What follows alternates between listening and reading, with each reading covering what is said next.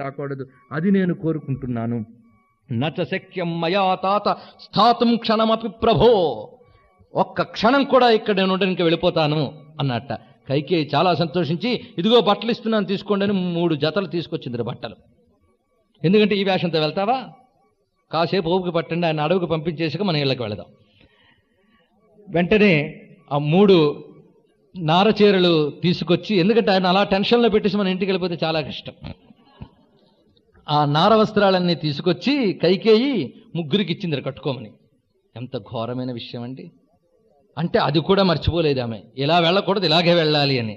నిజంగా ఆ తల్లి మనసులో ఏముందో కానీ ఋషుల సంకల్పం ఆ తల్లి మనసును ప్రేరేపించింది. ఈయన ఒక అయోధ్యలో కూర్చుంటే ఎలాగా అడవిలోకి వెళ్ళి ఎన్ని పనులు చెయ్యాలో అది చెయ్యడానికి దీక్ష ధరించి వెళుతున్నట్టు వెళుతున్నాడు ఆయన. ఆ దీక్షా వస్త్రాలు ఇచ్చిందనమాట కైకేయి, నిజంగా గురువులాగా ఇచ్చింది. అది ఇస్తూ ఉంటే అత చీరాణి కైకేయి స్వయం ఆహృత్య రాఘవం ఉవాచ పరిధత్స్వేతి జనోఘే నిరపత్రప. సిగ్గు లేకుండా ఎవరేమనుకుంటారో కూడా ఆలోచించలేదు, అలా ఇచ్చిందంటే మనస్సు ఎంత స్టబ్బర్నుగా ఉంచుకుందో ఆ తల్లి. ఇస్తే రామలక్ష్మణులు చక్కగా కట్టేసుకున్నారట. సీతాదేవికి ఏం చేయాలో తెలియలేదు, ఎందుకంటే పుట్టిన దగ్గర నుంచి పట్టు చీరలు పట్టుబట్టలు కట్టుకున్న తల్లి ఈ నార చీరలు ఎలా కట్టాలో అర్థం కాక అధాత్మ పరిధానార్థ సీతా కౌశేయవాసిని సమీక్ష చీరం సంత్రస్తా పృషతి వాగురామివా. అసలు ఆ చేతిలో వెయ్యగానే చూసి ఒకసారి భయపడిందిట. ఎలాగో అంటే బలని చూడగానే లేడి భయపడ్డట్లుగా భయపడిందిట ఆ వస్త్రాలను చూసి. కథన్ను చీరం బధ్నంతి మనయో వనవాసిన, వనవాసులైన మునులు ఈ నారచీరలు ఎలా కట్టుకుంటారు అని ఒకసారి అన్నదిట రాముణ్ణి చూసి. ఇతి కుశలా సీతా సాముమోహ ముహుర్ముహు, ఎలా కట్టుకోవాలో తెలియక కృత్వా కంఠేచ సాచీరమేకమాదాయ పాణినా తస్థౌ హ్యకుశలా తత్ర వ్రీడితా జనకాత్మజా. ఒక కొసని కంఠం మీద మెడ దగ్గర వేసుకుని ఇంకో కొసని ఇలా చేత్తో పట్టుకుని ఎలా కట్టుకోవాలో తెలియక దిక్కులు చూస్తూ ఉన్నది తల్లి. ఆ దీనావస్థలో ఆ తల్లి నిలుచోగానే మొత్తం అక్కడ ఉన్నటువంటి అంతఃపుర కాంతలు భోరుము నడిచారట ఆ తల్లిని అలా చూసి. తస్యా తత్క్షిప్రమాగమ్య రామో ధర్మభృతాం వరః చీరం బబంధ సీతాయా కౌశేయస్యోపరిస్వయం. ఆఖరికి రాముడే వచ్చి ఎలా కట్టుకోవాలో ఆ పట్టు చీర మీదే కట్టి చూపిస్తున్నట్ట. అది చూసి మొత్తం ఏడిచింది సభంతా కూడా. ఆహా, సీత మహాలక్ష్మి నారచీరలు కట్టుకుంటున్నదా అని దుఃఖించారట. ఇది సహించలేకపోయాడు వశిష్ఠుడు, అన్నీ సహించాడు. 100 మంది కొడుకులు విశ్వామిత్రుడి వల్ల మరణించినా సహించినటువంటి బ్రహ్మర్షి ఇది సహించలేకపోయాడంటే ఎంత దారుణమైన దృశ్యం ఇది. చీరే గృహేతెత్తు త్వయా సమీక్షన్ నృపతేర్గురు నివార్య సీతాం కైకేయాం వశిష్ఠో వాక్యమబ్రవీత్. వెంటనే ఆ రాముడి ఆ నారచీర పట్టుకుంటే లాక్కున్నట్ట వశిష్ఠుడు. వెనక్కి లాగి కైకేయితో ఎంత కఠినంగా అంటున్నాడు. అతి ప్రవృత్తే దుర్మేధే కైకేయి కైకేయ కులపాంసని, కైకేయి రాజవంశానికి మచ్చ తెచ్చిన ఓ దుర్మేధ దుర్బుద్ధురాలా, రాజుని వంచించి ఎంత పని చేస్తున్నావు నువ్వు. సరే, నీ యొక్క ఒట్టు ప్రకారం ఏమిటి, రాముడు అడవికి వెళ్ళాలి, సీత ఇక్కడ ఉండని అన్నట్ట వశిష్ఠుడు. చూడండి, నగంతవ్యం వనం దేవ్యా సీతయా శీలవర్జితే అనుష్ఠాస్యతి రామస్య సీతా ప్రకృతమాసనం. ఇక్కడ భారతీయ సంస్కృతిలో భార్యకి ఏ స్థానం ఇచ్చారో వశిష్ఠుని నోటంటే వినండి. రాముడు వెళితే రాముడి ఆసనంలో సీత కూర్చుంటుంది అని చెప్తున్నాడు. ఎందుకంటే గొప్ప మాట చెప్తున్నాడు. ఆత్మాహి దారాహ సర్వేషాం దార సంగ్రహవర్తీనాం ఆత్మేయమితి రామస్య పాలయిష్యతి మేదినీం. ఈ శ్లోకం గుర్తుపెట్టుకోండి. భార్య అంటే ఏమిటో చెప్తున్నాడు. దార సంగ్రహవర్తినాం అంటే గృహస్థులైనటువంటి వారికి ఆత్మాహి దారా సర్వేషాం, గృహస్థులకి ఆత్మ అతడి భార్య అన్నాడు. భార్యే అతడి ఆత్మట. అంటే తానేమిటో తన భార్య అది. అంత అవిభాజ్యమైనటువంటిది దాంపత్య ధర్మం అనేటువంటిది. 2 వేరు కాదు, 2 కలిసి ఒక యూనిట్ అనేది చెప్తున్నాడు. అందువల్ల రాముడు వెళ్ళిపోతే ఆయన ఆత్మ మమ్మల్ని పాలిస్తుంది అన్నాడు. ఆత్మేయమితి రామస్య పాలయిష్యతి మేదినీం. రాముడు వెళ్ళినా ఆమె ఆత్మ ఇక్కడ పాలన చేస్తుంది. అత యాస్యతి వైదేహీ వరం రామేణ సంగత వయమప్యనుయాస్యామః పురంచేదం గమిష్యతి. ఒకవేళ సీతమ్మ గాని రాముడితో వెళ్ళిపోతే మేము వెళ్ళిపోతాం, ఇక్కడి నుంచి మేమందరం వెళ్ళిపోతాం. నేను వెళ్ళిపోతాను, మహర్షులు వెళ్ళిపోతారు, సామంతులు వెళ్ళిపోతారు, అయోధ్య వాసులు వెళ్ళిపోతారు, కౌశల్య వచ్చేస్తుంది, దశరథుడు వస్తాడు, అందరం వెళ్ళిపోతాం. మొత్తం ఎవడు మిగలడు అయోధ్యలో? అయోధ్యలో కాదు, అయోధ్యలో పాలింపబడే పరగణాల్లో పల్లెల్లో కూడా ఎవడు మిగలడు సుమా. అందరం అడవికెళ్ళి కూర్చుంటాం. సహోపజివ్య రాష్ట్రంచ పురంచ సపరిచ్ఛదం భరతశ్చ శశుఘ్నశ్చ చీరవాసావనేచరా. భరతుడు వస్తాడేమో అనుకుంటున్నాం, భరతుడు కూడా మాతో పాటే వచ్చేస్తాడు, మాకు తెలుసు భరతుడి గురించి. వనే వసంతం కాకుస్థం అనువత్స్యతి పూర్వజం తత శూన్యాం గతజనాం వసుధాం పాదపైస్త. అప్పుడు నువ్వేలుకో అయోధ్యని. ఏ అయోధ్యని ఏలుకుంటావో తెలుసా? ఒక్క ప్రజ కూడా లేని అయోధ్యని ఏలుకో. ఒక బీడు భూమిలా మిగిలిపోయే అయోధ్యను నువ్వేలుకో, మేమందరం రాముడితో పాటు వెళ్ళిపోదాం. త్వమేకా సాధి దుర్వృత్త ప్రజానామహితే స్థిత. ప్రజలు లేనటువంటి ఊరు నేరుకో, ఎందుకంటే ప్రజల హితాన్ని పట్టించుకోనటువంటి దానా అని తిట్టాడు. నహి తద్భవితా రాష్ట్రం ఎత్ర రామో నభూపతి తద్వనం భవితా రాష్ట్రం ఎత్ర రామో నభూపతి. అంత గొప్పగా చెప్తున్నాడు చూడండి. రాముడు లేని రాజ్యమైనా అది అడవే, రాముడుండే అడవైనా అది రాజ్యమే అంటున్నాడు. ఇది భక్తులు భావించే భావన. ఎక్కడ రాముడుంటాడో అక్కడ సుఖం, ఎక్కడ రాముడు లేడో అక్కడ సుఖం లేదు. కనుక రామభావన ఉన్న హృదయానికే సుఖం ఉంటుంది. రామభావన లేకుండా ఎన్ని భౌతిక సుఖాలున్నా అది సుఖం కాదు. ఇది భాగవత ధర్మం. అది అయోధ్యకాండలో ప్రతి వారు నిరూపించారు, వశిష్ఠుడు కూడా నిరూపించాడు. కానీ సీత చెప్పింది వెంటనే, ఆయన ఆత్మన్యాను కదా, కనుక ఆయనతో పాటు ఉంటానన్నది. బయలుదేరి వెళుతున్నారు. ఆ వెళుతున్నప్పుడు సుమిత్ర పిలిచి, అక్క సుమిత్ర స్టబ్బర్న్గా నిల్చుంది. మొత్తంలో ఎవ్వరు, రాముడు ఎంత స్థితప్రజ్ఞుడుగా నిల్చున్నాడో సుమిత్ర అంత స్థితప్రజ్ఞురాలుగా నిల్చుంది. ఎందుకంటే రాముడే నా సర్వస్వమన్న లక్ష్మణుణ్ణి కన్న తల్లి, ఉపాసనా స్వరూపరాలు సుమిత్ర. ఆమె అంటోందిట, రామం దశరథం విద్ధి మాం విద్ధి జనకాత్మజాం అయోధ్యామటవీం విద్ధి గచ్చతాత యథాసుఖం. రాముణ్ణే దశరథుడనుకో, సీతని నేననుకో, అడవిని అయోధ్య అనుకో, సుఖంగా ఉండు అన్నది. ఎంత చక్కగా చెప్పిందండి. ఇలా చెప్పగలిగిన తల్లి కౌసల్య ఏడిచింది, అందరూ ఏడిచారు, కానీ ఈమె మాత్రం ఏడవలేదు. అంత స్టబర్న్గా ఉన్నది. రథం సుమంత్రుడు చాలా దుఃఖం మీద కనిపిస్తున్నాడు. కూర్చున్నారు. వీళ్ళు ముగ్గురు రథాన్ని ఎక్కారు. ఆ రథంలో ఇటు రాముడు అటు లక్ష్మణుడు ఉండగా మధ్యలో సీతాదేవి ఉన్నదిట. ఎలా ఉన్నది అంటే ఆమె, ఆ రాముడు ఒకవైపు ధనుస్సు పట్టుకున్నాడు, ఒకవైపు లక్ష్మణుడు ధనుస్సు పట్టుకున్నాడు. ఆ రెండు ఏనుగు తొండాల్లాగున్నాయట ఆ ధనుస్సులు. ఆ మధ్యనున్న సీతాదేవి గజలక్ష్మి సరణి నొప్పే అన్నాడు. రక్తిమయి సుమంత్రానీత రథము మీద జానకీదేవి గజలక్ష్మి సరణి నొప్పే. రక్తిమయి సుమంత్రానీత రథము మీద, సుమంత్రుడు తెచ్చిన రథం అన్నారు, సుమంత్రానీత రథము మీద. గొప్ప మంత్రము తెచ్చిన రథం అంటే శ్రీసూక్తం. ఆ శ్రీసూక్తంలో అశ్వపూర్వాం రథమధ్యాం హస్తినాద ప్రబోధిని ఏ తల్లి చెప్పబడుతుందో అలా ప్రకాశిస్తోంది ఆ మహాలక్ష్మి. రథం బయలుదేరుతూ వెళుతుంటే దశరథుడు దుఃఖితుడై ఆ వెనకాల పరిగెడుతున్నట్ట. తిష్ఠేతి రామ చుక్రోశ యాహి యాహేతి రాఘవ సుమంత్రస్య బభూవాత్మ చక్రయోరివ చంతరా. రామా ఆగు ఆగు ఆగు అంటున్నట్ట వెనకాల దశరథుడు. సుమంత్రా రథాన్నాపు, సుమంత్రా రథాన్నాపు అన్నట్ట. కొంతసేపటికి దశరథుడు, రాముడు సుమంత్రా రథాన్ని పోనీ అన్నట్ట. ఏం చెయ్యాలో తెలియలేదు. రాజాజ్ఞ రామాజ్ఞ ఏది పాటించాలి? వెంటనే రాముడు అన్నాడు, వెళ్ళని అన్నాడు. రామా, తిరిగి వచ్చిన తర్వాత నేను ఆగమన్నా ఆగలేదేమని అడిగితే ఏం చెప్పను అంటే వినబడలేదని చెప్పన్నట్టండి. నా శ్రౌషమితి రాజానముపలబ్ధోపి వక్షసి అని చెప్పాడు చూడండి. అంటే రాముడు అబద్ధం ఆడమన్నాడా అని వెంటనే మనం అనుకుంటాం. ఎందుకంటే సత్యం అంటే అర్థం తెలియదు కనుక. సత్యం అంటే ఉన్నది ఉన్నట్టు మాట్లాడడం కాదండి. భూతహిత యథార్థ భాషణమేవ సత్యం. భూతహితాన్ని కలిగించే యథార్థ భాషణ సత్యం, కానీ భూతహితం లేని యథార్థం సత్యం కాదు. ఇక్కడ ఇలాగే నేను ఆయన ఆగమన్నాడు కదా అని ఆగితే ఆ ఏడుపు గంతుండదు, అది అలా సాగుతూనే ఉంటుంది. కొంతసేపటికల్లా ఈ ఊరి ప్రజలు వీళ్ళు అందరి వల్ల ఆయన సత్యవ్రతం దెబ్బతినే ప్రమాదం ఉంది. అందువల్ల తండ్రి సత్యవ్రతం దెబ్బతిన రాదు కనుక పోనీ అని చెప్పేటండి. రథం ముందుకు వెళ్ళిపోతుంది. ఆ వెళుతున్నప్పుడు ఆ రథం వెంబడి అయోధ్యవాసులు పడి పడి ఏడుస్తున్నారు, విలపిస్తున్నారు. అలా రథం వనానికి వెళుతోంది. ఆ వనానికి వెళుతున్న రాముడు యొక్క స్థితి, ఆ వనంలో రాముని యొక్క లీల రేపు చెప్పుకుందాం.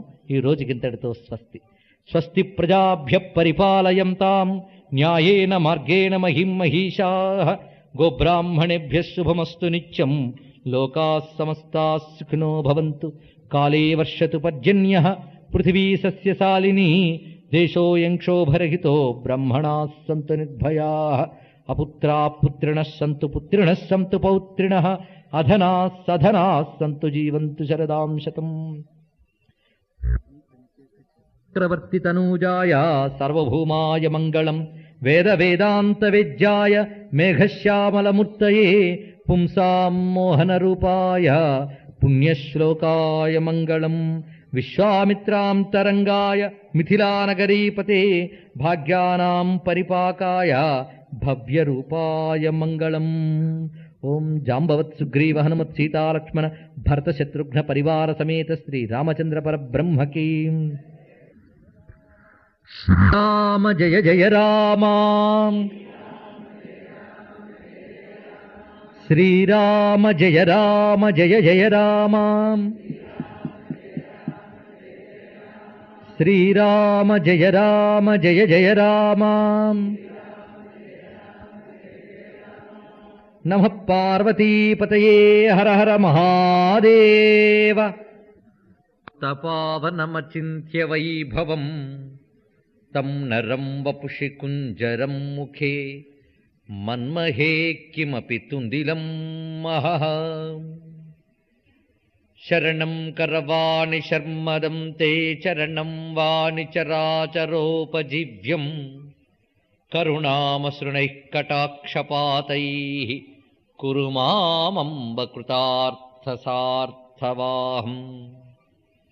శారదా శారదాంభోజవదనా వదనాంబుజే సర్వదా సర్వదాస్మాకం సన్నిధిం సన్నిధిం క్రియాత్.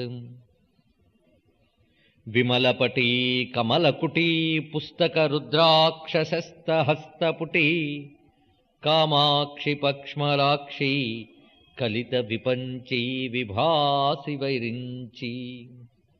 వాగర్థావివ సంపృక్తౌ వాగర్థ ప్రతిపత్తయే జగత పితరౌ వందే పార్వతీ పరమేశ్వరౌ. నారాయణం నమస్కృత్య నరం చైవ నరోత్తమం దేవీం సరస్వతీం వ్యాసం తతో జయముదీరయేత్.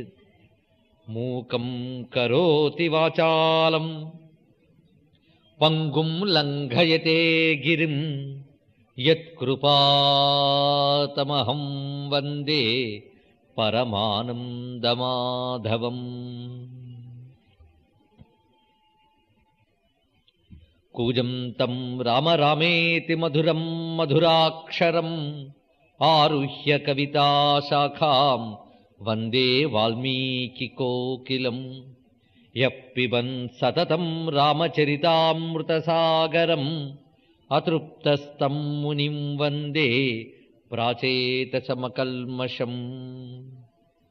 వామే భూమిసుతా పురశ్చ హనుమాన్ పశ్చాత్ సుమిత్రాసుతః శత్రుఘ్నో భరతశ్చ పార్శ్వదళయోర్వాయువాదికోణేషు చ. సుగ్రీవశ్చ విభీషణశ్చ యువరాట్ తారాసుతో జాంబవాన్ మధ్యే నీలసరోజకోమలరుచిం రామం భజే శ్యామలం. శ్రీరామం భజే శ్యామలం.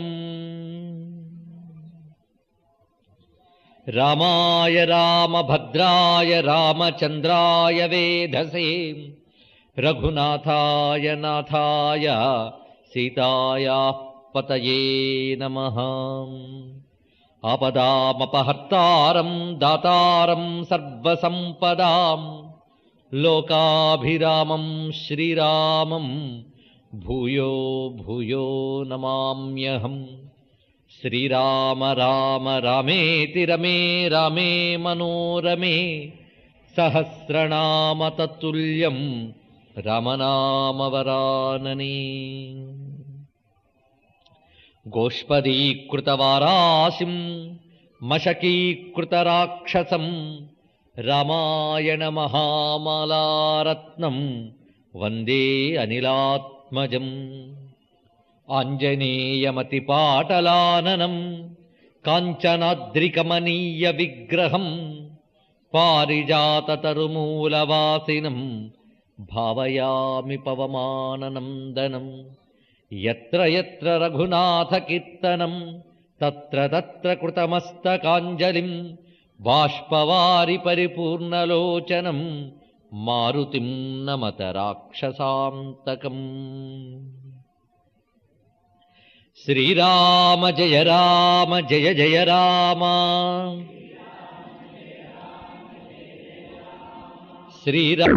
రామమయమైన సభా సదస్సుకు నమస్సులు అర్పిస్తూ, నిన్నటి రోజున రామచంద్రమూర్తి సుమంత్రుడు నడుపుతున్న రథంలో సీతాలక్ష్మణ సహితుడై వనానికి బయలుదేరుతూ ఉన్నాడు. రథం కదిలి వెళ్ళిపోతోంది. ఇక్కడ దశరథుడు ఆగమంటున్నా రథాన్ని ఆగనివ్వకుండా పోనివ్వమని రాముని ఆజ్ఞ మేరకు సుమంత్రుడు రథాన్ని తీసుకువెళుతూ ఉంటే ఒక్కసారి మూర్ఛితుని వలె నేల మీద పడిపోయేట దశరథుడు. అలా పడిన దశరథుణ్ణి ఒకవైపు నుంచి కౌసల్య, ఇంకొక వైపు నుంచి కైకేయి వచ్చి పట్టుకోబోయారు. ఆయన కౌసల్య చేతిని పట్టుకుని కైకేయిని, ఓ దుష్టురాలా, నువ్వు నా దగ్గరికి రావద్దు, నన్ను ముట్టుకోవద్దు, ఇక్కడి నుంచి వెళ్ళిపో అన్నట్ట. అంతేకాదు, నీ కుమారుడు నాకు కర్మ చేయడానికి కూడా వీల్లేదన్నట్ట. అంత తీవ్రంగా పరుషమైన వచనం పలికి, నువ్వు నన్ను స్పర్శించవద్దు, ఇక్కడి నుంచి నేను కౌసల్యా మందిరంలోనే ఉంటానని కౌసల్యా మందిరానికి వెళ్ళిపోయాడు దశరథుడు. ఈ లోపల రథం కదులుతోంది. కదులుతున్న రథం దగ్గర కదలనివ్వకుండా అయోధ్యవాసులందరూ కూడా ఆర్తులై ఆ రథాన్ని కాస్త నెమ్మదిగా పోనీయవయ్యా సుమంత్ర అని అంటున్నట్ట. ఆయనేమిటి, దశరథుడు ఎక్కడ ఆపుతాడా అని చెప్పి వేగంగా తీసుకుపోతున్నాడు. ఆ రథం వెంట బయలుదేరి అయోధ్యలో ఉన్నటువంటి వారందరూ బయలుదేరి వెళుతున్నారు. అందులో ప్రధానంగా ఈ పురుషులందరూ కూడా రాముడితో పాటు వనానికి వెళ్ళిపోవడానికి సిద్ధపడిపోయారు. వాళ్ళందరూ కూడా రథం వెంట వెళుతూ ఉంటే ఆ రామభక్తి సామ్రాజ్యం అన్నామే అయోధ్య, ఆ సామ్రాజ్యం అంతా ఆర్తితో ఆ వెళుతున్న రాముని వెంట ఆ రథం వెంట వెళుతున్నారట. ఇది రామభక్తి సామ్రాజ్యం. ఈ మాట అన్నది ఎవరో కాదు, త్యాగరాజస్వామి అన్నారు. రామభక్తి సామ్రాజ్యము ఏ మానవులకు అబ్బునో ఆ మానవుల సందర్శనము అత్యంత బ్రహ్మానందము అని చెప్పారు. రాముణ్ణి చూస్తే వచ్చే ఆనందం అటుంచండి, రామభక్తుల్ని చూస్తే చాలుట మహదానందం కలుగుతుందట. ఎందుకంటే ప్రతి రామభక్తుడు ఒక సార్వభౌముడు. ఎందుకు సార్వభౌముడు అంటే వాడి పెద్ద సామ్రాజ్యం వాడి దగ్గర ఉంది, రామభక్తి సామ్రాజ్యం. ఆ సామ్రాజ్యం కావాలి. ఆ సామ్రాజ్యం వదిలి ఇంకేవో పదవులు, ఇవన్నీ నిజానికి పదవులు అనిపించుకుంటాయా? పదవిని సద్భక్తి కల్గుటొక్కటే అంటారు త్యాగరాజస్వామి. ఏదయ్యా నిజమైన పదవి అంటే రామభక్తి అనే పదవి లభించడమే నిజమైనటువంటి పదవి అన్నారు. ఇలా అన్నటువంటి ఆ త్యాగరాజస్వామి యొక్క ఆరాధన ఈరోజు. అందుకు ఈ రోజున మనం ఆయన్ని స్మరించుకోవాలి. త్యాగరాజస్వామి అనగానే మనకు ఒక మహర్షి కనిపిస్తారు, భావంలోకి వస్తారు. త్యాగరాజు సాక్షాత్ శివుని అవతారంగా భావిస్తారు, ఆయన యొక్క తత్వం తెలిసినటువంటి వారు. ఎందుకంటే నాదోపాసక చక్రవర్తి ఆయన. ఓంకారానికి మూలమైన నాదమే రామచంద్రమూర్తి అని భావించి నాదసుధారసం బిలను నరాకృతాయ మనసా అని సంగీతాన్ని రామమయంగా దర్శించి ఉపాసించారు. ఎటువంటి మహానుభావుడంటే కేవలం ఆయన స్వరపరిచి రచించిన కీర్తనలు పాడుకుని ఇప్పుడు కోట్లు గడిస్తున్నారు సంగీత విద్వాంసులు. కానీ ఆయన మాత్రం నిధిచాల సుఖమ రాముని సన్నిధి సేవ సుఖమ నిజముగ పల్కు మనసా అన్న మహాయోగి నాదబ్రహ్మ. అదృష్టం ఏమిటంటే ఆయన తెలుగువారు కావడం అదృష్టం. అది ఆయన అదృష్టమైతే ఆయన స్మరించే అవకాశం కూడా రాకపోవడం మన దురదృష్టం. ఈరోజు ఎంతమంది త్యాగరాజును స్మరించుకుని ఉంటారో మనం ఎదురుగుండా ఆన్ చేసుకున్న టీవీలు కూడా స్మరించు. వాళ్ళకు ఉదయం నుంచి పాపం సినిమా పాటలు ఇచ్చేటప్పటిగా అయిపోతుంది. కానీ తమిళ ఛానల్స్లో ఈరోజు అందరూ త్యాగరాజస్వామిని స్మరించి తీరుతారు. ఆయన హృదయంలో పెట్టుకు పూజించారు వారు. కానీ ఆయన ఒక్కటి తమిళంలో రాయలేదు, రాసిందంతా తెలుగులోనే రాశారు. కానీ తమిళులు ఆ తెలుగునే పాడుకుంటూ తరించుతున్నారు. తిరువాయూరులో ఆయన యొక్క సమాధి దగ్గర ఈరోజు అందరూ కలిసి కీర్తిస్తారు. త్యాగరాజు పేరు తలంచుకుంటే రాముడు సంతోషిస్తాడు. అందుకు ఈ రోజున ఆయన స్మరించుకోవాలి, లేకపోతే రామునికి కోపం వస్తుంది. అందుకు ఈరోజు త్యాగరాజుని స్మరించుకున్నాం. త్యాగరాజు గురించి ఒక్క మాట చెప్తాను. చెల్లపిళ్ళ వెంకట కవి చెప్పినటువంటి మాట, తిరుపతి వెంకట కవుల్లో ఒకరైనటువంటి ఆయన త్యాగరాజు శివుండు అని మొదలుపెట్టారు. ఆయన ఎవరయ్యా త్యాగరాజు అంటే త్యాగరాజు శివుడు. త్యాగరాజు శివుండు తా భాగవతులకు అగ్రగణ్యుండు తారక మనవరతము జపము సల్పు కథాన తత్సదృశుడితడు నిరంతరం తారకమంతర చెప్పరాయండి గనక శివునితో సదృశుట్టాయన. మానవుడు కాడు దేవుండు మనకు నిజము అని చెప్పారు ఆయన. ఎవరయ్యా త్యాగరాజు అంటే? నాద బ్రహ్మ ఆయన. త్యాగరాజు మనకు దైవంతో సమానం. అటువంటి ఆ త్యాగరాజస్వామి చేత కృతులు నీరాజనాలు అందుకున్నటువంటి రామచంద్రమూర్తి. ఆ రామచంద్రమూర్తి ఇలాగ వనానికి వెళుతూ ఉంటే ఆ రామభక్తి సామ్రాజ్య వాసులైనటువంటి అయోధ్యవాసులందరూ కూడా సంయచ్ఛ వాజినాం రశ్మిన్ సూత యాహి శనై శనై ముఖం ద్రక్షామ రామస్య దుర్దర్శహానో భవిష్యతి. కొంచెం నెమ్మదిగా పోనీవయ్యా రథాన్ని, అంత తొందరగా వెళ్ళిపోతుంటే మా రామచంద్రమూర్తి యొక్క ముఖాన్ని చూసుకోలేకపోతున్నాం. మళ్ళీ అడవికి వెళ్ళిపోతున్నాడంటే 14 ఏళ్ల వరకు రాడు, ఒక్కసారి ఆయన ముఖాన్ని చూడనివ్వు అని. ఇంకా మా గతి ఏమిటి, రాముడు వెళ్ళిపోతే మా గతి ఏమిటి అని అంటున్నారు వాళ్ళు. అనాథస్య జనస్యాస్య దుర్బలస్య తపస్వినః యో గతిశరణంచాసి సనాథక్వనుగచ్చతి. సనాథ, రాముడెవరు? నాథుడు, జగన్నాథుడు, అందరికీ శరణ్యుడు. శరణ్యుడంటే శరణు వేడదగినటువంటి వాడు, నీవే దిక్కు అని శరణు వేడవలసినటువంటి వాడు రామచంద్రమూర్తి ఒక్కడే. ఎవరికి? అనాథస్య జనస్య దుర్బలస్య తపస్వినః. ఇంత గొప్పగా చెప్తున్నారు చూడండి అయోధ్యవాసులు. దిక్కులేనటువంటి వారికి, దుర్బలులకి, సర్వజనులకి, తపస్సులకి కూడా శరణ్యుట్టాయన. తపస్సులైనటువంటి మహాయోగులకి రాముడే శరణు, దుర్బలులకి జనులకి ఇంక చెప్పవలసిందేముంది? ఆపదామపహర్తారం దాతారం సర్వసంపదాం లోకాభిరామం శ్రీరామం భూయో భూయో నమామ్యహం. ఆర్తానామార్తిహంతారం భీతానాం భయనాశనం ద్విషతాం కాలదండంచ రామచంద్రం నమామ్యహం అంటాం. ఆర్తుల యొక్క ఆర్తిని పోగొట్టేటువంటి వాడు, శత్రువుల పాలటి కాలదండంలా ప్రకాశించేటువంటి వాడు, భీతుల యొక్క భయాన్ని పోగొట్టేటువంటి వాడు అయినటువంటి సర్వలోక శరణ్యుడైనటువంటి మా రామచంద్రమూర్తి వెళ్ళిపోతున్నావా అని విలపిస్తున్నారు అయోధ్యవాసులు. రామచంద్రమూర్తి కదిలి వెళ్ళిపోయాడు. ఆయన వెంట చాలామంది అయోధ్యవాసులు వెళ్ళిపోయారట. ఇక మిగిలినటువంటి స్త్రీలు వారు ఇంటికి మరలి స్తబ్దులై ఉన్నారు. రాముడు లేని అయోధ్య ఎలా ఉందో చూడండి ఒక్కసారి. నాగ్నిహోత్రాణ్యహూయంత నాపచన్ గృహమేధినః అకుర్వన్న ప్రజాకార్యం సూర్యశ్చాంతరధీయత. అగ్నిహోత్రాల్లో ఆహుతులు వెయ్యలేదుట విప్రులు. అంటే రాముడు వెళ్ళిపోయాడన్న వేదనతో వాళ్ళ కర్మలే వాళ్ళు విస్మరిస్తున్నారు. నా పచన్ గృహమేధినః, ఇంట్లో వంటలే వండలేదుట, ఏ ఇంట్లో కూడా వంట వండబడలేదు. ఇలాగా ప్రతివారు కూడా స్తబ్దులై విషాదంతో ఉండగా సూర్యశ్చాంతరధీయత, సూర్యుడు కూడా ఈ దుఃఖం చూడలేక ఆ రోజు తొందరగా అస్తమించేసేట. అలాగా అయోధ్య అంతా విషాదం అలముకునుంది. కేవలం మానవులేనా ఇలా ఉన్నారంటే? వ్యసృజన్ కబళాన్నాగా గావో వత్సాన్నపాజయన్ పుత్రం ప్రథమజం లబ్ధ్వా జననీనాభ్యనందత. ఒక్కసారి మనస్సు పెట్టి ఈ మాటలు వింటూ ఉంటే ఆ ఆర్తి మనకి హృదయానికి కడుతుంది. చూడండి, వ్యసృజన్ కబళాన్నాగా, ఏనుగులు అవి కూడా తిండి మానేసేట. అంటే ఏనుగులకు ఆహార పుష్టి కావాలి, అలాంటిది అవి కూడా ఆహారాన్ని స్వీకరించడం మానేశాయి. గావో వత్సాన్నపాజయన్, ఆవులు దూడలకి పాలివ్వడం వదిలిసేట. ఆ విషయమే గుర్తుపెట్టుకోలేదు. ఏది జరిగినప్పటికీ కూడా ఆవు దూడకి పాలివ్వడం, దూడ ఆవు పాలు తాగడం అనేది మానదు. ఎందుకంటే వాత్సల్యానికి మారుపేరు గోవు. అలాంటి ఆ గోవు కూడా పాలివ్వలేదుట. తాను కూడా రామ విరహ దుఃఖంలో ఉన్నది ఆవు కూడా. అంతేకాదు దూడలు కూడా పాలు తాగడం మర్చిపోయేట. ఇవి ఇవ్వడం మర్చిపోవడం కాదు, దూడలు కూడా మర్చిపోయి అన్నాడు. ఇంకా దుఃఖానికి పరాకాష్ఠ అయిన వాక్యం చెప్తున్నాడు చూడండి. పుత్రం ప్రథమదం లబ్ధ్వా జననీనాభ్యనందత. ఆ సమయంలో తొలిసారి బిడ్డను కన్నటువంటి తొలిచూలాలు కూడా ఆనందించలేదుట. ఎవరికైనా తొలి బిడ్డ కలిగితే ఎంతో ఆనందం కలుగుతుంది. అలాంటిది ఆ తొలి బిడ్డ కలిగేడన్న ఆనందం కూడా లేదుట. రామయ్య అడవికి వెళ్ళిపోయాడన్న దుఃఖం ఆక్రమించేసింది. ఎంత పరాకష్టతో చెప్పాడు చూడండి వాల్మీకి అయోధ్యవాసుల యొక్క దుఃఖాన్ని. ఇంత భక్తులు వాళ్ళు, రామభక్తులు. రాముడు నారాయణుడు గనకనే శాశ్వత సమస్త ప్రాణి, సర్వ ప్రాణికోటి కూడా రామ విరహంతో దుఃఖపడుతుంది. మానవులు దాకా ఎందుకు, జంతుజాలాలు కూడా అవి కూడా దుఃఖిస్తున్నాయట. అకస్మాన్ నాగర సర్వో జనో దైన్యముపాగమత్. మొత్తం ప్రజలందరూ కూడా దైన్యంతో ఉండిపోయి ఆహారేవా విహారేవా నకిశ్చద కరోన్మనః. ఆహార విహారాల్లో మనస్సును పెట్టకుండా ఆ విషాద యోగంలో అందరూ చిక్కుకుపోయి ఉన్నారు. అనర్థిన సుతా స్త్రీణా భర్తారో భ్రాతరస్తదా సర్వే సర్వం పరిత్యజ్య రామమేవ అన్వచింతయన్. ఎంత ధన్యులండి వారు అయోధ్యవాసులు. రామయోగంలో ఎలా మునిగిపోయారో చూడండి. పిల్లలు తల్లిదండ్రుల గురించి పట్టించుకోవట్లేదుట, తల్లిదండ్రులు పిల్లల గురించి పట్టించుకోవట్లేదుట.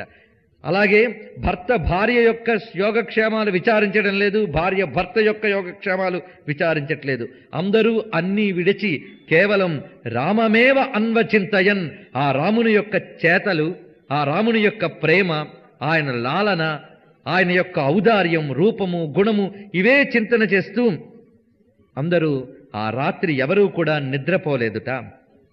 ఏతు రామస్య సుహృదః సర్వే తే మూఢచేతసః శోకభారేణ చక్రాంతాః శయనం నైవ భేజిరే. ప్రతి వాళ్ళ మనస్సు కూడా ఒక దిగ్భ్రాంతి చెందిపోయింది. అదో పెద్ద షాక్. ఆ దిగ్భ్రాంతి నుంచి ఏ ఒక్కరూ తేరుకోలేదు. ఆ శోకభారంతో ఏ ఒక్కరూ నిద్రపోలేదుట. ఇలాగా అయోధ్య అంతా వేదనామయంగా ఉండగా ఇంకా కౌసల్య దుఃఖానికి చెప్పడానికి ఏమున్నది? ఆ తల్లి కంటికి మంటికి ఏకధారగా ఏడుస్తున్నది.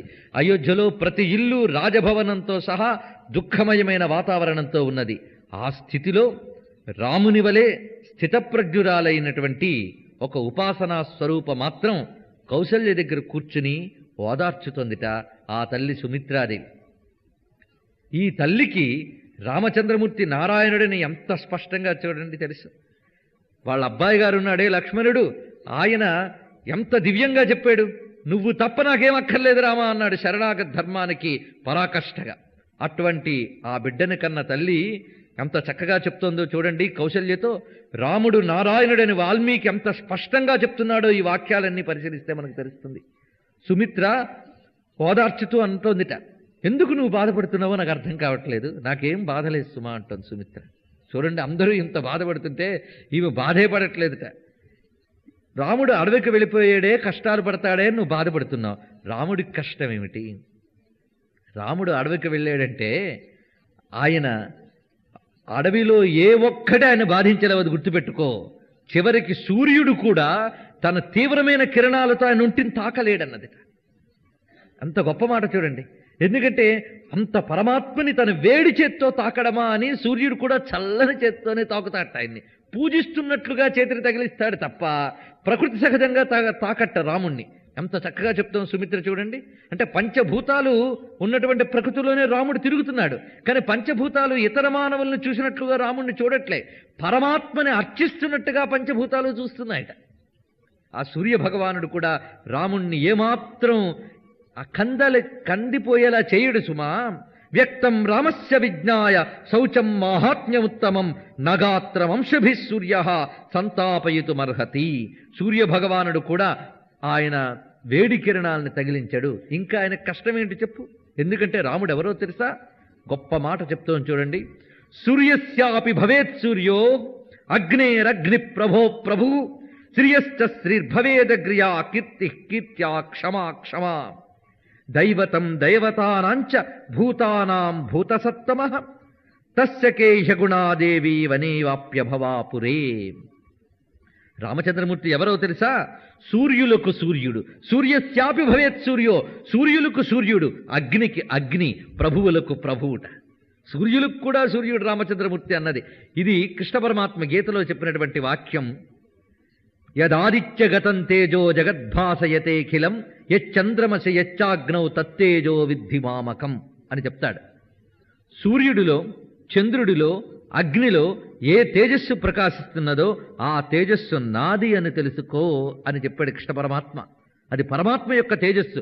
ఆయన వెలిగిస్తేనే ఒక సూర్యుడు మనకు కనబడుతున్నాడు. ఇలా ఎందరు సూర్యుల్ని ఆయన వెలిగిస్తున్నాడో కనుక సూర్యుల్లో కనబడే తేజం ఆయన నుంచి వచ్చింది. నతత్ర సూర్యో భాతి నచంద్రతారకం. సూర్యచంద్రాదులన్నీ కూడా ఆయన్ని చూపించలేవు. సూర్యచంద్రాదులకి ఆయన వెలిగిస్తున్నాడు. అలాగా వీటన్నిటికీ వెలుగునిచ్చేటువంటి పరమ తేజోమయమూర్తి అయినటువంటి నారాయణుడతడు అని చెప్తోంది. ఎంత స్పష్టంగా రాముడు పరబ్రహ్మ అని సుమిత్ర చేత వాల్మీకి చెప్పించుతున్నాడో చూసారా? సూర్యులకు సూర్యుడై అగ్నికి అగ్ని అయినటువంటి ఆ రాముడే సంపదలకు సంపద అన్నాడు. అంటే రామ అనుగ్రహం ఉండడం వల్లనే ఒక సంపద గాని, కీర్తి గాని, క్షమ గాని ఇత్యాది గుణములన్నీ వస్తాయి. కనుక సంపదలకు సంపద అతడు, సహనానికి సహనమతడు, కీర్తికి కీర్తి అతడు, దేవతలకు దైవం అతడు అన్నది. దైవతం దేవతానాంచ, ఇది అనగానే మీకు విష్ణు శాస్త్రంలో మాటలు గుర్తు రావచ్చు పారాయణ ఉంటే. దైవతం దేవతానాంచ భూతానాం యో వ్యయ పిత యతః సర్వాణి భూతాని భవంత్యాగి ఆదియుగాగమే యస్మిశ్చ ప్రళయం యాంతి పునరేవ యుగక్షయే తస్య లోక ప్రధానస్య. ఆ లోక ప్రధానుడని ఆ దైవతం దేవతానాంచ అనే మాట ఇక్కడ చెప్తున్నారు. దేవతలకు కూడా దైవతం. దేవతలంటే అందరి చేత పూజింపబడేవారు దేవతలు, ఆ దేవతల చేత పూజింపబడేవాడు ఆ నారాయణుడు. అందుకు దైవతం దేవతానాంచ భూతానాం భూత సత్తమః, సర్వ ప్రాణికోటికి మూలమైనటువంటి వాడు పురుషోత్తముడు. ఏకో విష్ణుర్మహద్భూతం పృథగ్భూతాన్యనీకషః అన్నట్లు మహద్భూత స్వరూపుడైనటువంటి వాడు. అటువంటి స్వామికి అడవని రాజ్యమని రెండుంటాయా చెప్పు? అంతేకాకుండా ఇంకోటి బాగా గుర్తుపెట్టుకో, సీతమ్మ గురించి నువ్వేదో భయపడచ్చు. పాపం పసిది, నిన్న కాక మొన్ననే వచ్చినది, కొత్త కోడలు, ఇలా నీకు అనిపించవచ్చుగా.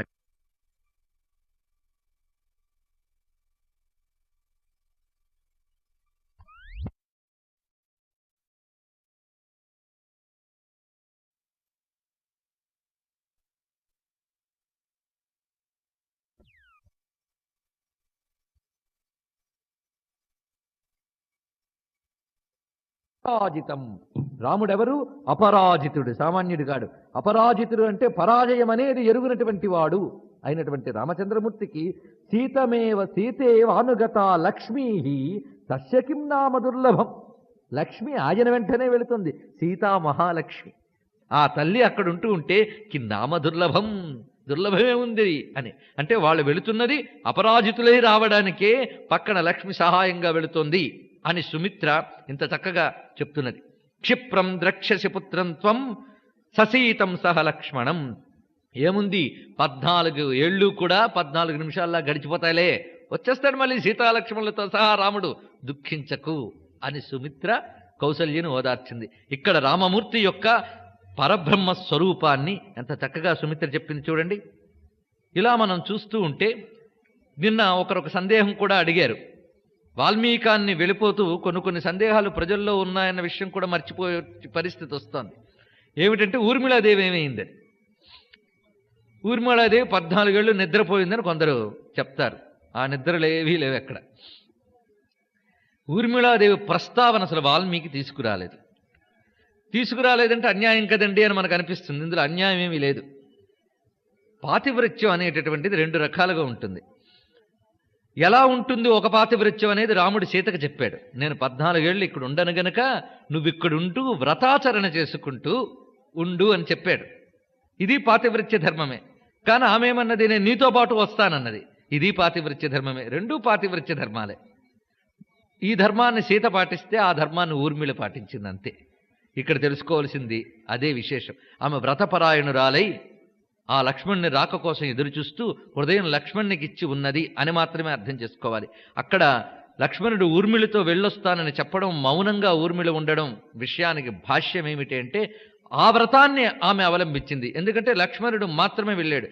ఇందులో ఒక దైవీయమైనటువంటి ప్రణాళిక కూడా ఉంటుంది. ఎందుకంటే ప్రతివారి బుద్ధుల్ని ప్రేరేపించేది దైవ సంకల్పాలు. ఈ దైవ సంకల్పాలు ఋషులు తపస్సుల ద్వారా ధారపోస్తారు, అప్పుడు ఇవి పనిచేస్తాయి. కనుక ఋషుల సంకల్పాలు, దైవ సంకల్పాలు వ్యక్తుల్ని ఆవేశించి పనులు చేయిస్తూ ఉంటాయి. అలా పని చేయించే కైకేయి చేత ఒక పని చేయించే. లేకపోతే రాముడంటే అంత ప్రేమ ఉన్న ఆమె ఒక్కసారి హఠాత్తుగా మారడంలో మానవ సహజం ఎంత ఉన్నప్పటికీ బలీయమైన దైవం ఒకటి కనబడుతుంటుంది. ఎందుకంటే రామచంద్రమూర్తి ఆ మాట లక్ష్మణుడు అనడం మనకు స్పష్టంగా ఉంటుంది. దైవాన్ని మనం అతిక్రమించలేము సుమా, ఇదంతా దైవ నిర్ణయం. అంటే అర్థం ఏమిటంటే, ఇక్కడ నుంచి నేను కదలకపోతే పనులు జరగవు గనక కదులుతున్నాను అని. ఇలా కదిలేవాడి వెంట సీతగానే వెళ్ళకపోతే పనులు జరగవు. అందుకు సీత ఆయన వెంట కదిలినది. ఆవిడ కదిలితే గాని కథ కదలదు. ఇది దీనిలో ఉన్నటువంటి దైవీయమైన అంతరార్థం. ధార్మికమైన అంతరార్థం అంటే ఈమె ఈ పాతివ్రత్య ధర్మాన్ని అవలంబించి చూసింది. అంటే పాతివ్రత్య ధర్మాన్ని ఎన్ని విధాలు పాటించవచ్చో విభిన్న పాత్రలు చూపిస్తున్నాయి మనకి. సీతాదేవి ఒక విధంగా పాటించి చూపిస్తే ఊర్మిళ మరో విధంగా పాటించి చూపించింది. భర్తకు దూరంగా ఉంటూ కూడా భర్తనే చింతన చేస్తూ వ్రతాచరణ చేసిందంటే ఆ అమ్మ ఎంత ధన్యురాలు.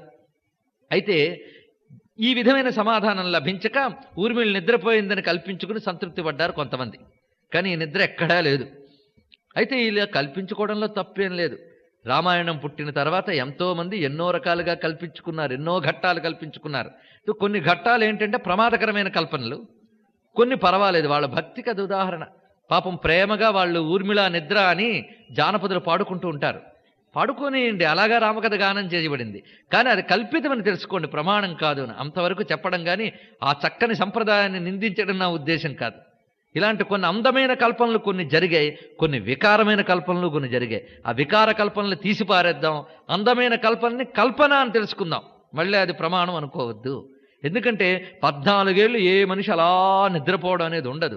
అలాంటి అసంగతమైన విషయాలు ఎక్కడ ఉండవు.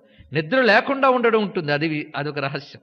నిద్ర లేకుండా ఉండగలరా అంటే యోగులు ఉండగలరు, యోగ శక్తి ఉన్నటువంటి వాళ్ళు ఉండగలరు. లక్ష్మణుడు యోగి అతడు, పైగా యోగశక్తి అయినటువంటి మహాసర్పస్వరూపుడు ఆదిశేషుడు. ఆయన ఉండలేడు, ఆయన ఉండగలడు. ఇక్కడ ఈ విధంగా ఆ ఊర్మిళ అనే దానికి సమాధానం. మొత్తానికి రాముడు వెళ్ళిపోయాడు. ఇక్కడ సుమిత్ర ఓదార్చింది. ఊరు పొలిమేరకు వెళ్ళారు. సాయంత్రమైంది. ఆ గంగా తీరం దగ్గరికి వెళ్ళినప్పుడు ముఖ్యంగా ఆ గంగ యొక్క ఉపనది అయినటువంటి తమసా ప్రాంతానికి వెళ్ళారు వాళ్ళు. అక్కడి వరకు కూడా వీళ్ళందరూ వచ్చేసారు. అయోధ్యలో ఉన్నటువంటి మగవారంతా కూడా వస్తే వాళ్ళందరినీ తిరిగి వెళ్ళిపోమన్నట్ట వెనక్కి రామచంద్రమూర్తి. ఎవ్వరూ వెళ్ళలే, అక్కడ బైఠాయించి కూర్చున్నారు. మేము ఇక్కడే ఉంటాం, మేము వెళ్ళమన్నారు. సరే ఇక్కడ విశ్రాంతి తీసుకుందాం అన్నాడు రామచంద్రమూర్తి. అందరూ విశ్రాంతి తీసుకుంటున్నారు, నిద్రలోకి జారుకున్నారు. ఇదే సమయం సుమంత్రుని లేపి రథాన్ని తీయి అన్నాడు ఆయన. తీసి, ఎందుకంటే ఆయన వెళుతున్నది వనవాసానికి, మళ్ళీ ఇది అక్కడికే తీసుకెళ్ళిపోతే మళ్ళీ అయోధ్యలో ఉన్నట్టు ఆయన పనులేమవుతాయి. అందుకు వారెవరికీ తెలియకుండా లక్ష్మణ సీతా సహితుడే సుమంతుడి రథం మీద వెళ్ళిపోయాడు. తెల్లవారిన తర్వాత వాళ్ళు నిద్రలేచి రామచంద్రమూర్తి చేసిన పనిని తలుచుకుని దుఃఖాక్రాంతులై తిరిగి అయోధ్యకు చేరుకున్నారు. ఈ మగరాయిళ్ళందరూ ఇళ్లకు చేరుకోగానే అక్కడ ఉన్నటువంటి ఇల్లాళ్ళు చాలామంది వాళ్ళు అన్నారట, ఎందుకోసం వచ్చేసారు మీరు ఇక్కడికి అన్నదిట.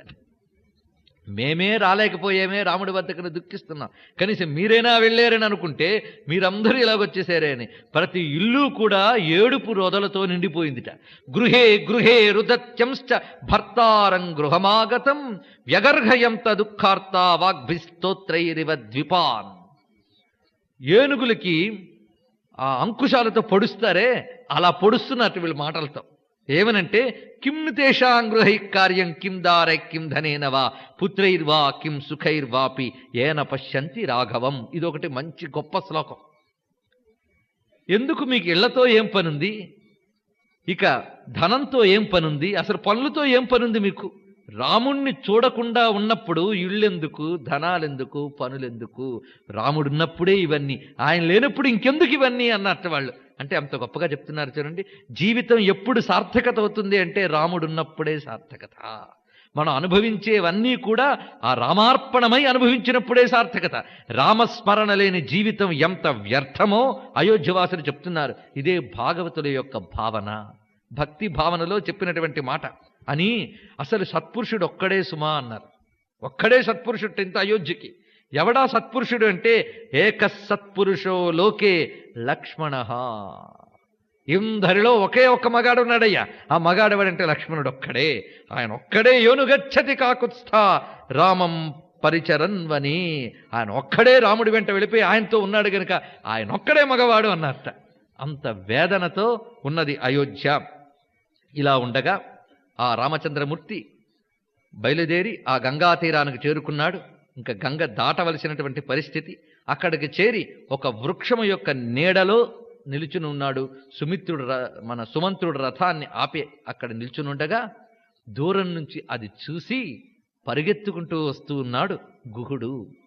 తతో నిషాదాధిపతిం దృష్ట్వా దూరాదుపస్థితం సహ సౌమిత్రిణా రామః సమాద్గచ్చద్గుహేన సహా.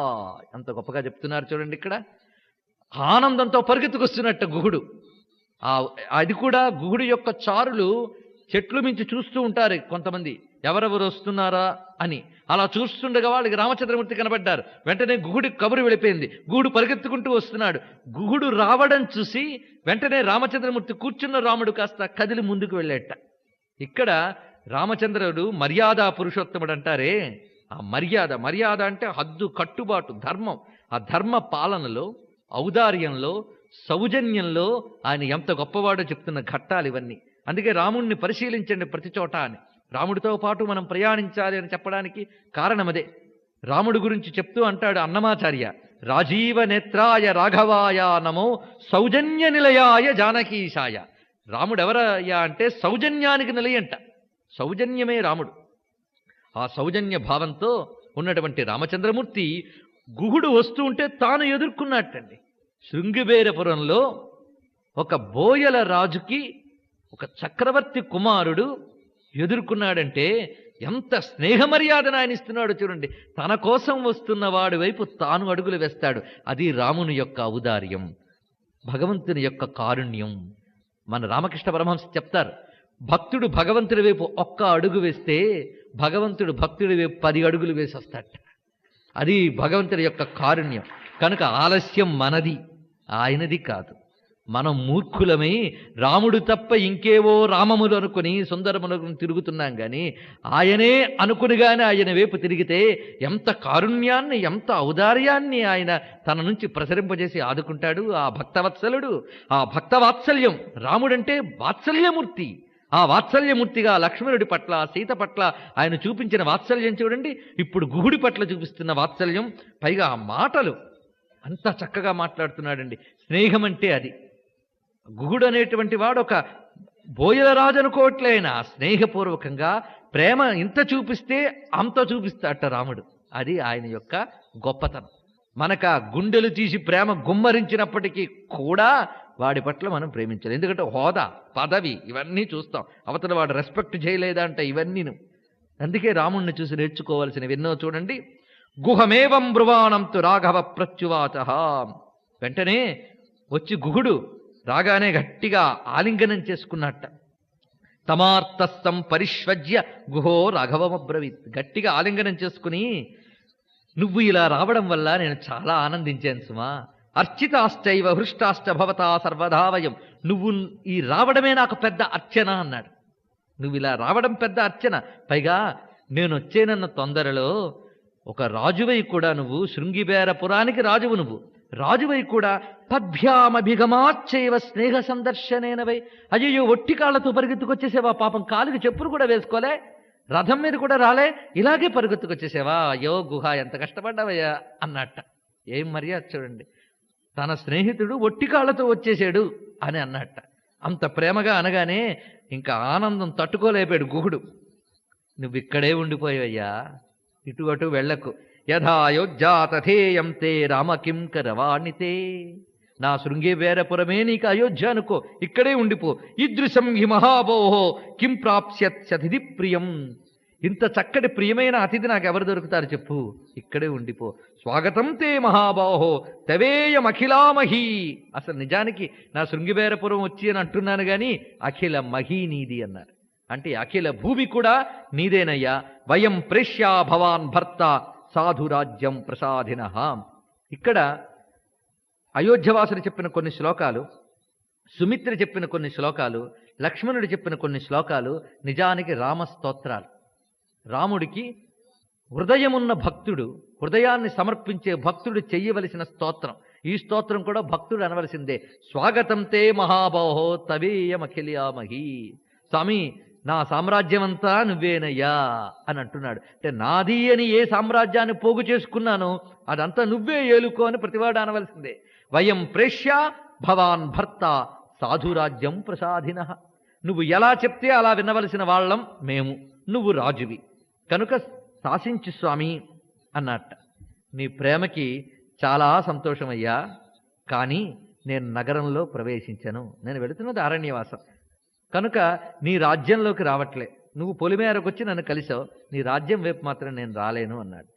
అయ్యో నువ్వు వస్తున్నావని చెప్పి నేను బోలుడన్న ఆహార పదార్థాలు ఇవన్నీ తీసుకొచ్చాను, ఆరగించవయ్యా అంటే, వన్య పదార్థములు తప్ప ఇప్పుడు నేను ఇక నగర పదార్థములు, జనపాద పదార్థాలు నేను స్వీకరించను అని చెప్పి అతడు తెచ్చిన వాటిలో నీటిని మాత్రమే తీసుకున్నారట సీత, లక్ష్మణుడు, రామచంద్రమూర్తి.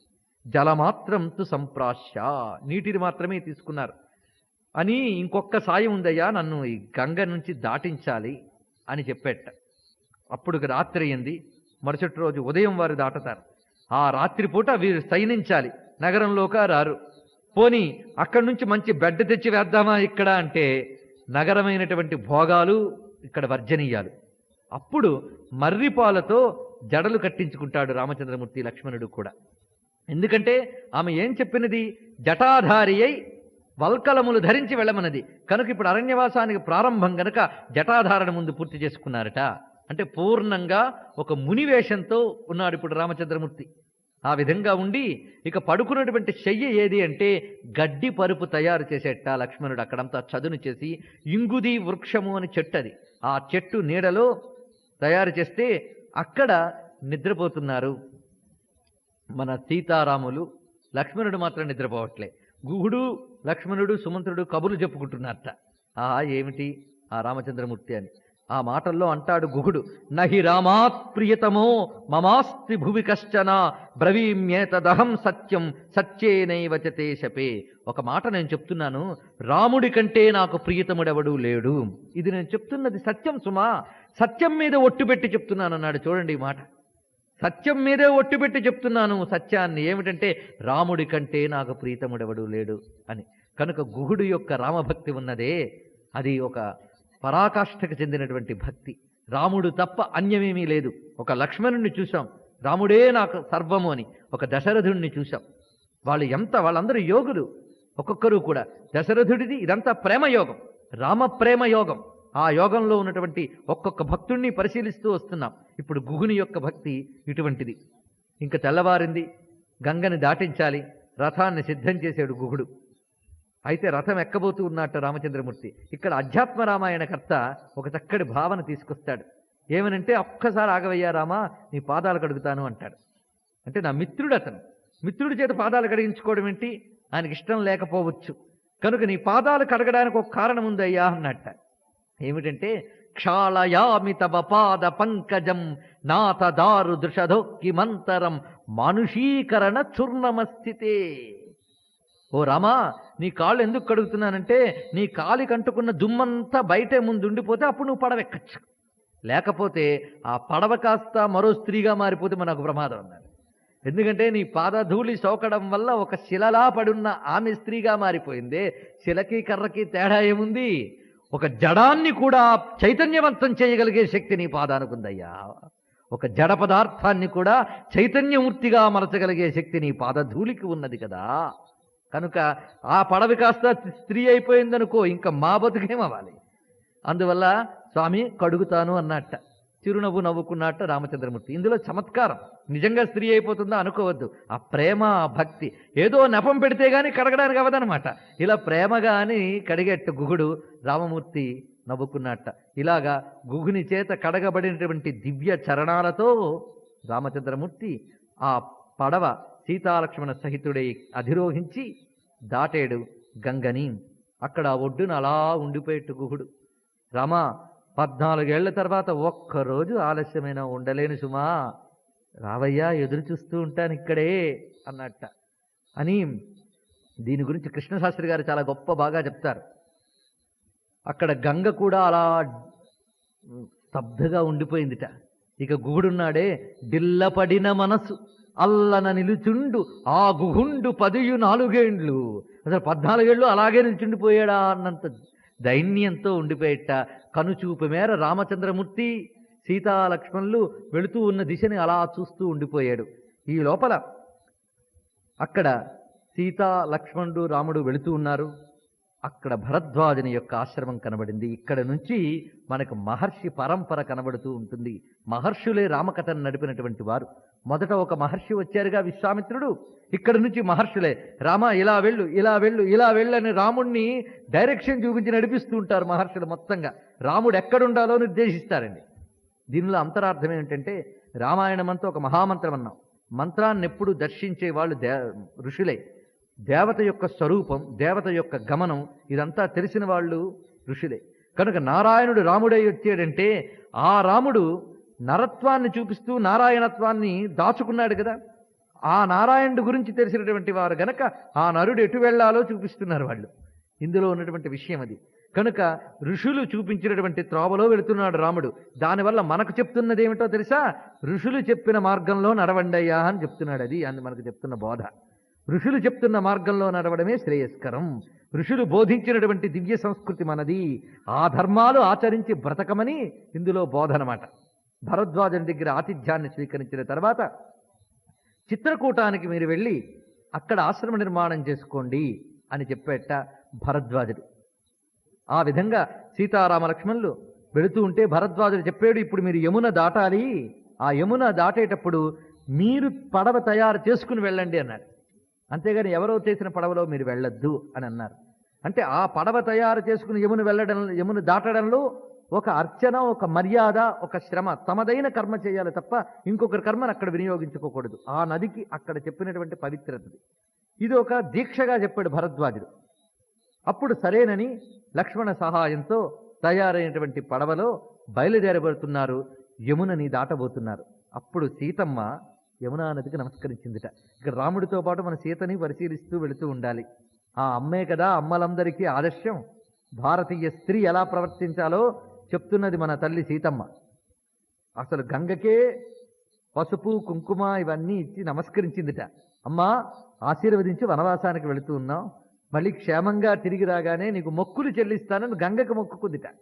అంటే మన సంస్కృతిలో గంగని, యమునని, నదుల్ని మొక్కుకోవడం అనేది సత్సంప్రదాయం. ఇది సంప్రదాయం.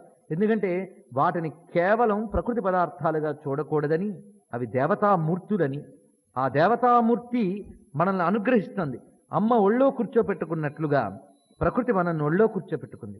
అది అమ్మ ఒడి అని తెలుసుకోవాలి. అంతేగాని ఒక జడభావం ఏర్పడి హింసించడం మొదలుపెట్టేమా, అమ్మని హింసిస్తే ఎంత పాపం వస్తుందో ప్రకృతిని హింసిస్తే అంత పాపం వస్తుంది. ఈ రహస్యం తెలిసి వేదంలో నదిని ఎలా చూడాలి, చెట్టుని ఎలా చూడాలి, నేలను ఎలా చూడాలి, ఇవన్నీ చెప్పారు.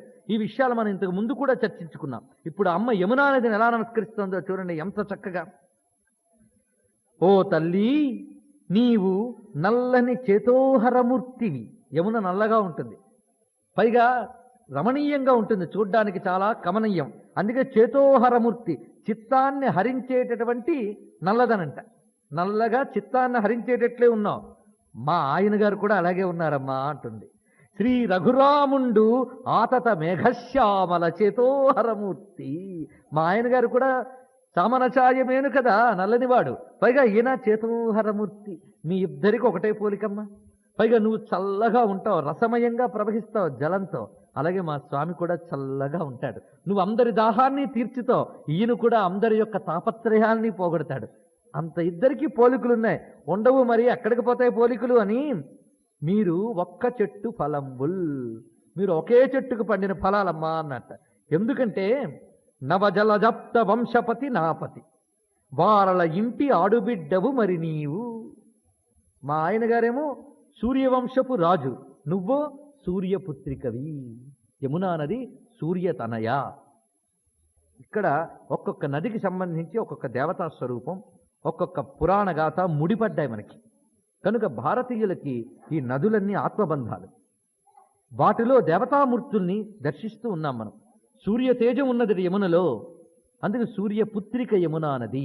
సూర్యవంశ సముద్భవుడు రామచంద్రమూర్తి. కనుక నువ్వు సూర్యవంశంకి సంబంధించినటువంటి అమ్మాయివి, కనుక సూర్యవంశపు రాజుల యొక్క ఆడబిడ్డవమ్మా నువ్వు అని ఆడపడుచుగా మర్యాదిస్తోందిట. ఒక ఇంటి కోడలు ఆ ఇంటి ఆడపడుచుకు ఎలా మర్యాద చేస్తుందో యమునా నదికి అలా మర్యాద చేస్తున్నది సీతమ్మ. చూసారా, ప్రకృతితో ఆత్మీయతని పెంచుకుని ఉన్నవాడికి ఒంటరితనం ఎక్కడుంటుంది? ఇలాంటి గొప్ప సంస్కృతి మనది, అది నేర్పుతోంది సీతమ్మ. నీదగు ఎడంద కృపామతి చూచి అల్ల రాఘవులను నేను భద్రముగా కాననవాసము దాటివచ్చుమే, అవునవు నీకు వేయు పలులప్పన గంగకు ఎట్లు అట్టులే. మేమిప్పుడు నీ అనుగ్రహం చేత క్షేమంగా యమునను దాటి వనవాసానికి వెళ్ళి భద్రంగా వనవాసం పూర్తి చేసుకుని తిరిగి వచ్చేలా అనుగ్రహించమ్మా. రాగానే గంగకు ఎలా మొక్కుకున్నానో నీకు అలాగే మొక్కుకుంటున్నాను, నీకు అప్పనాలు ఇస్తాను, అర్పణలు చేస్తాను అని మీ ఇంటి కోడలను తల్లి ఈ ప్రార్థన పదం వళీకముగా గంజేయకము పిన్నతమ్ముని శ్రీయుతు రఘురాము నీవు చేకోగదవే. మీ ఇంటి కోడలనమ్మా, మీ తమ్ముణ్ణి చక్కగా చల్లగా చూడమ్మా అన్నదిట. ఇలాగ యమునకు చెప్పి వాళ్ళు చిత్రకూటానికి చేరి అక్కడ ఆశ్రమాన్ని నిర్మించుకున్నారు. ఈ లోపల సుమంత్రుడు అయోధ్యకు తిరిగి వచ్చాడు వాళ్ళని పంపించేసి. ఆ సుమంత్రుడిని పంపించేటప్పుడే రామా ఏం చెప్పమంటావు అని అడిగేట. రాముడు చెప్పమన్నవన్నీ మనస్సులో పెట్టుకుని ఇప్పుడు వచ్చాడు ఆయన. వచ్చి ఇంకా అయోధ్యాపతి అయిన దశరథుణ్ణి కలుసుకుని కళ్ళ నీళ్లతో నిలుచున్నట్టలాగా సుమంత్రమభియాంతం తం శతశోధ సహస్రశ క్వరామయితి పృచ్ఛంత సూతమభ్యద్రవన్నర. దశరథుడు అలా పడుకున్నవాడు సుమంత్రుని చూసిన వెంటనే లేచిపోయాడు. పంపించేసేవా రాముణ్ణి? ఏమన్నాడు రామచంద్రమూర్తి? ఏమన్నాడు చెప్పు, ఏమన్నాడు చెప్పు అని మాట మాటికి అడిగేట. ఈయనక నోటి నుండి మాట రావట్లేదు, దుఃఖంతో గొంతు పూడికపోతుంది. అప్పుడు వేదనతో చెప్తున్నాడు. ఏం చెప్పమంటావయ్యా, నేను ఆ రామచంద్రమూర్తిని దిగపెట్టి వచ్చాను, ఆయన అన్న మాటలు కూడా చెప్తున్నాను విను అని చెప్తున్నాడు. అసలు ఆయన వస్తూ ఉన్నప్పుడే చాలా సిగ్గుపడ్డాట సుమంత్రుడు. ఎందుకంటే అయోధ్య అంతా శూన్యమయ్యా, ఒక్కడు కనబడలే నాకు, అందరూ ఇళ్లలోకి వెళ్ళిపోయారు. ఆఖరికి నన్ను దూరం నుంచి చూసిన జంతువులు కూడా పారిపోయే దూరంగా నా దగ్గరికి రాలే. ఎందుకంటే రాముణ్ణి విడిచిపెట్టి వచ్చేసి నీ మొహం చూడమని అందరూ వెళ్ళిపోయారయ్యా. నన్ను ఎంత వేదనాభరితమైన దృశ్యం చూడు. ఓ మహారాజ, నీ ఊళ్ళలో నీళ్లలో చెరువులందున ఒక్క చేపలేదు, భూలోక మఘవ నీ నేలలో పూలలో తోటలందున ఒక్క తేటి లేదు.